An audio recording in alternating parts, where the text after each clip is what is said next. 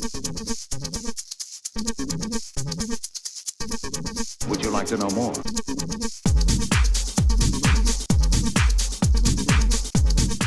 Welcome to Warmaster Podcast, Adventures in 3D Printing, another exciting video. What have we got here? Well, we appear to have some kind of fella with an enormous hat on a great Taurus, which is a flying bull. As I say, I'm not an expert. Oh, I've missed a bloody big support there. As I'm going to the tail and should change the name of the channel to. Oh, I've missed the support there. So I've missed a set of supports actually there. But hey ho, let's not worry about that. A great Taurus is a flying, terror-causing creature for the Chaos Dwarves that can be ridden by just about anybody, I believe. It's obviously quite expensive being a flying terror causer. And this guy, he can be a hero, he can be your general, he can be a wizard or sorcerer, whatever we're going to call them. This particular one's a hero. There are versions of this provided without a mount or without a rider, so you can put whatever you want on top, basically.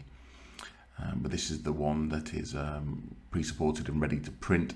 Again, without meaning to sound in any way critical, I would say that this is a little bit, I like the kind of dynamism of the kind of bull.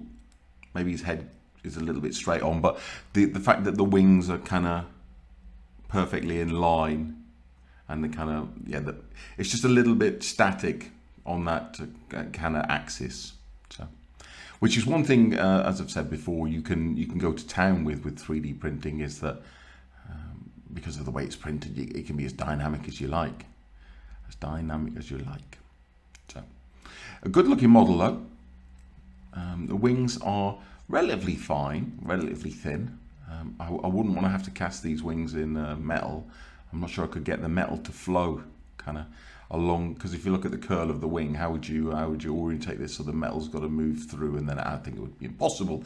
But again, that's one of the bonuses of your 3D printers. You can do things in 3D printing that would be impossible, like the kind of sharpness of these points on the horns and teeth and whatever they are, fangs or whatever, and the kind of the thinness and the kind of the orientation of these wings. So good looking model there. I would never put a general on that. He would be my hero or a sorcerer. Then we have a Lamassu, who's strangely, they look very similar size wise. I don't know what a Lamassu is. It looks similar, kind of bull with it, maybe a bull wearing a mask or something. I don't know. These things are dirt cheap in the game, but they don't do very much. I think they're like 20 points or something, like the equivalent of a giant eagle. They can only be used by sorcerers. I think this was the one more than this one that I found was a little bit static, because he's got something in each arm, and the arms are at a similar height, and the wings are at a similar height, and the horns are at a similar height. It just looked a little bit static. But I try not to be too critical, because I think this is his first full range, and he has done an amazing job in putting together a complete army in a record time. So fair play to that fella, and well done, sir. More power to your sculpting elbow. And then we're going to have a look. So he's got a preposterously big hat. I mean, that is gargantuan scale hat. Not just in the height, but in the width, the weight of that hat. It's a good dwarf, but he's a sturdy dwarf, else he would be crushed under the weight of his own hat. Then we're going to look at the three pieces of artillery. So we have this one, which is, I think this is the equivalent of a Skaven warp lightning cannon, which scares the willies at me because they're rubbish. And yeah, to only be allowed 2 of these in an army rather than, I mean, the Skaven can take 4, but they still probably wouldn't. But I'm certainly not going to be taking these, unfortunately, being a competitive cheesemonger that I am. But if you look at the size of this, made me laugh. Look at the size of this guy's hat. I mean, that arrow is massive.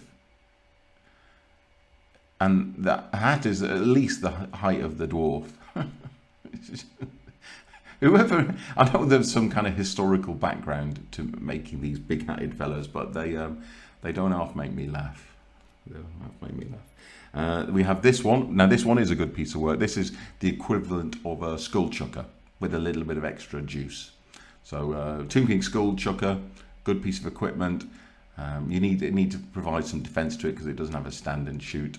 So and here's your ammo for it, and some dwarves carrying the ammo for it. Look, that's good stuff.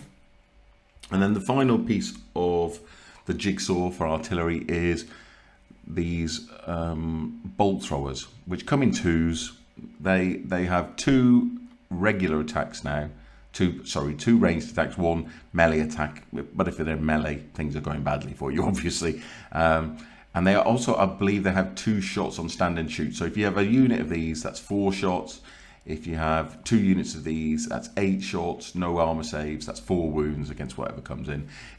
It's not going to stop people going for your artillery brigade, but it might do enough damage to mean you don't lose the fight, because each stand of these has an attack as well. So if you get your entire artillery brigade, which is 2 of these, 4 of these, you get 8 shots, then you maybe get like 6 attacks. If you're lucky and the stuff's not too heavily armored, maybe you win, maybe you draw, maybe you're lucky.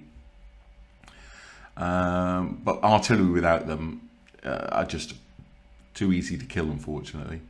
So these are your bolt throwers. They come in units of 2s, and there's the little crewman here. There was some other crew that I printed, but then I couldn't really identify who went with what, so I'm just going to lump them all at the end. So we got a, maybe I'll see on camera, which a big-handed fella, look, scouring the horizon. Now what I will say is a lot of these have got the kind of finger pointing, so they got their hand out with a finger pointing. So this guy had a finger pointing here, but the finger is very small, as you'd imagine, in 10mm, and there was a support going to the finger. So even though this is not the super soft resin that I print with sometimes, I couldn't prevent all of those fingers virtually breaking off. But I don't think you can actually notice the fingers missing. The finger's so small. We've got this fella here. Again, he had the pointy finger. Oh, we might have got a pointy finger left there, you see? So there was a support there. You can just see the remnants of the support that you have to try and clip off without breaking this. And I use the warm water removal method, so everything is a little bit soft. So you have to go gently. Another guy pointing here. I think we lost the finger on him. Yep. So another guy pointing, and oh, we printed 2 of him off. It's the same guy, and that same guy pointing lost the same finger. So that was the artillery and the characters. A relatively short video today. I'm not sure we've got that much left to talk about with these, but I will print off whatever's left, and I will talk about them before moving back on to try and do some Forest Dragon before the end of the month. So hopefully you're enjoying these videos. Yeah, and if you're not, then let me know what I can do better. Right, see you next time.